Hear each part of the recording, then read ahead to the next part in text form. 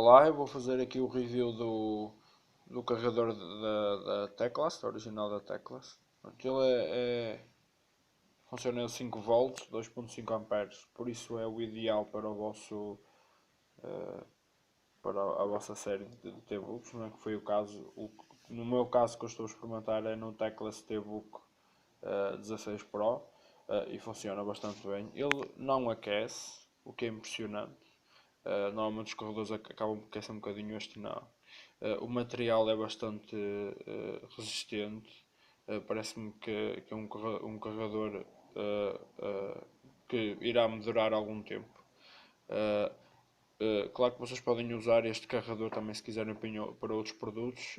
Tenham cuidado para verificar se eles suportam 2.5 amperes, porque senão podem danificar outros produtos, outros aparelhos que querem usar com este carregador.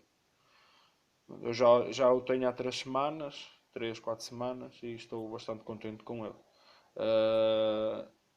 Diria que preço-qualidade não é bastante bom, mas é o justo para um carregador deste tipo.